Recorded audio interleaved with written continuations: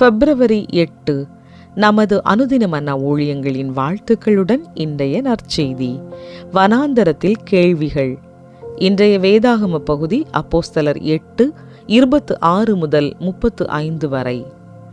பின்பு கர்த்தருடைய தூதன் பிலிப்பை நோக்கி, நீ எழுந்து தெற்கு முகமாய் எருசலேமிலிருந்து காசா பட்டணத்துக்கு போகிற வனாந்தர மார்க்கமாய் போ என்றான்.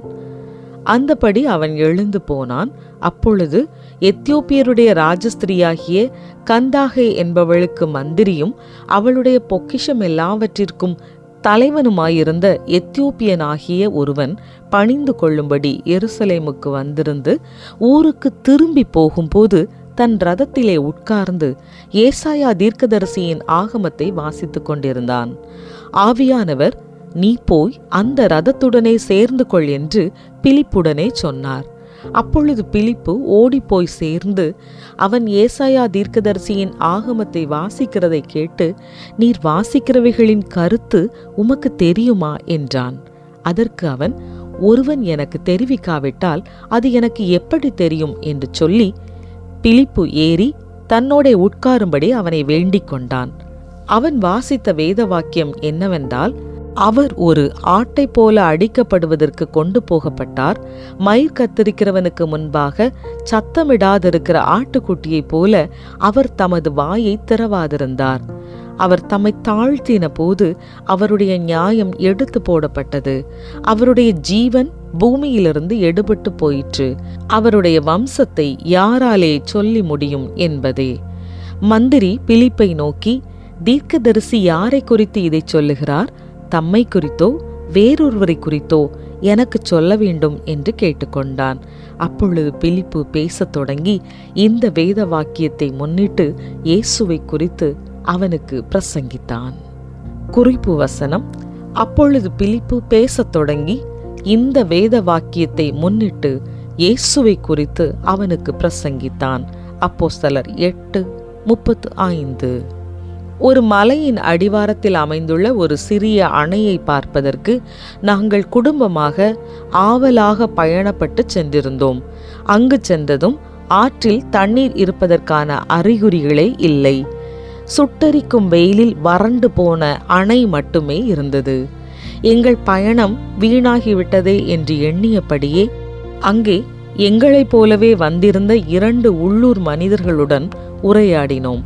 அவர்களில் ஒருவர் உரையாடலின் நடுவே, ஏன் இயேசு சிலுவையில் அறையப்பட்டார் என்று கேட்டார். அங்கு தொடங்கி இயேசுவை பற்றி அவர்களுடன் பகிர்ந்து கொள்ளும் வாய்ப்பை நாங்கள் பயன்படுத்தி கொண்டோம். பிலிப்பு தான் தெற்கு முகமாய் எருசலேமிலிருந்து காசா பட்டணத்துக்கு போகிற வனாந்தர மார்க்கமாய் தேவ ஆவியால் வழிநடத்தப்பட்டு பயணிப்பதை அறிந்து கொண்டார். செல்லும் வழியில் அவர் ஒரு எத்தியோப்பிய மந்திரியை சந்தித்தார். இந்த நபர் ரதத்தில் வீட்டிற்கு திரும்பிச் சென்று கொண்டிருந்த போது அந்த ரதத்துடனே சேர்ந்து கொள்ள பிலிப்பு ஏவப்பட்டார். எனவே பிலிப்பு ரதத்திடம் ஓடிய போது மந்திரி பிலிப்புவை தன்னுடன் ரதத்தில் ஏற்றி கொண்டார். அப்போது அவர் ஏசாயா தீர்க்கதரிசியின் ஆகமத்தை வாசித்துக் கொண்டிருந்ததை பிலிப்பு கண்டார். அந்த மந்திரி பிலிப்பிடம், தீர்க்கதரிசி யாரை குறித்து இதை சொல்லுகிறார் என்று கேட்டார். இந்த கேள்வியின் மூலம் மந்திரியிடம் இரட்சகராகிய இயேசுவை பற்றி பகிர்ந்து கொள்ள பிலிப்புவுக்கு ஒரு வாய்ப்பு கிடைத்தது. அந்த வாய்ப்பை பிலிப்பு நன்றாக பயன்படுத்தி கொண்டார். நம்மை சுற்றி இருப்பவர்களில் பலர் தேவ சத்தியத்தை தேடுகிறார்கள்.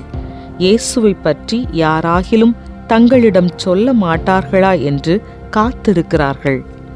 தேவனின் வழிகாட்டுதலுடன் வாய்ப்புகள் கிடைக்கும் இடங்களில், வேலையில், உடற்பயிற்சி கூடத்தில், உணவகத்தில், பள்ளியில் அல்லது பயணத்தில் என்று எங்கும் நாம் இரட்சகரும் மீட்பருமான இயேசுவை பற்றி அவர்களிடம் பேசலாம்.